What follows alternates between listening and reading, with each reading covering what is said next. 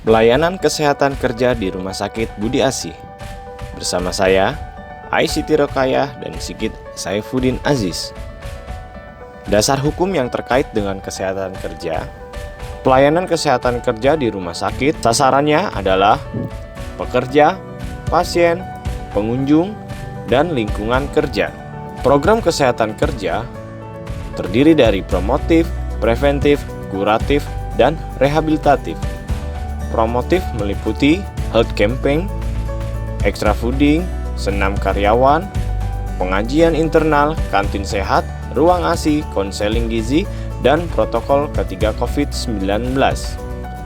Preventifnya terdiri dari survei risiko kerja, program vaksin karyawan, pemeriksaan kesehatan, surveillance medis, pengukuran stres kerja. Dan di kuratifnya, program pengobatan karyawan, diagnosa PHK, penanganan COVID, serta program kesehatan mental. Rehabilitatifnya, return to work and fit to work. Epidemi dan wabah penyakit merupakan kejadian tersebarnya penyakit pada daerah yang luas dan pada banyak orang, maupun untuk menyebut penyakit yang menyebar di suatu wilayah secara masif, seperti demam berdarah, difteri, COVID-19, flu burung, dan lain-lain. Sindrom coronavirus adalah virus yang menyerang sistem pernapasan. Penyakit akibat infeksi virus ini disebut COVID-19. Virus corona bisa menyebabkan gangguan ringan pada sistem pernapasan, infeksi paru-paru yang berat hingga menyebabkan kematian. Penyebabnya diantaranya tidak sengaja menghirup percikan ludah atau yang disebut droplet. Yang kedua, memegang mulut atau hidung tanpa mencuci tangan terlebih dahulu setelah menyentuh benda yang terkena cipratan. Yang ketiga, melakukan kontak jarak dekat dengan penderita COVID-19. Penyebabnya, epidemi dan wabah penyakit, kurang terjaganya kebersihan diri dan lingkungan, interaksi dengan penderita penyakit virus yang mudah menular.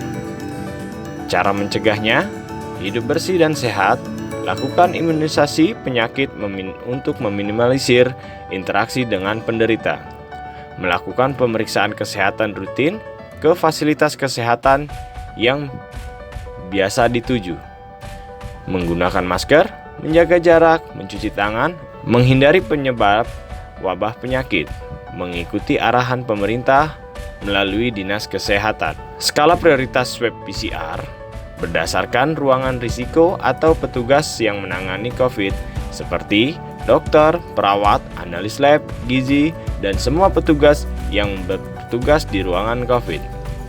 Yang kedua, karyawan yang bergejala tanpa menangani pasien COVID. Karyawan yang kontak erat dengan gejala khas COVID, dan yang terakhir, pemeriksaan berkala terhadap petugas yang menangani COVID. Cara mencegah virus COVID-19 yaitu 5M.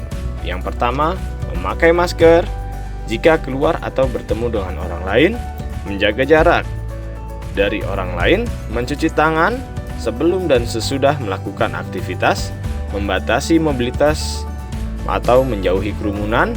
Yang terakhir, melakukan vaksinasi, vaksin ke-1, vaksin ke-2, sampai booster.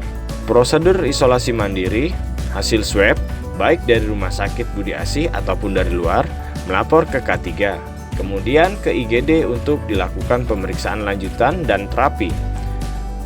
Melakukan isolasi mandiri selama 5 hari setelah swab bagi yang tidak bergejala. Setelah melakukan isolasi mandiri 10 hari bagi yang memiliki keluhan ringan, kemudian swab antigen. Hasil negatif atau positif setelah 10 hari, kontrol ke poli untuk tindak lanjut. Jika dokter monitoring karyawan menyatakan sudah sembuh, maka karyawan diperbolehkan masuk bekerja kembali. Pelayanan kesehatan di masa pandemi. Yang pertama yaitu screening karyawan. Melakukan biodata karyawan melalui Google Form. Lalu, membuat skala prioritas bagi karyawan yang memiliki resiko tinggi terkait kesehatan. Kemudian, merekomendasi pemeriksaan lanjutan oleh dokter medical check-up. Yang terakhir, melakukan swab secara terjadwal pada seluruh karyawan. Melakukan 3T, testing, pemeriksaan dini, swab PCR rongsen toraks, dan laboratorium. Tracing, pelacakan terhadap karyawan yang bergejala dan kontak erat dengan karyawan yang positif COVID-19. Lalu treatment, dilakukan isolasi mandiri atau rawat inap sampai karyawan dinyatakan sembuh oleh dokter kesehatan karyawan. Demikian yang bisa saya sampaikan. Terima kasih. Sampai jumpa.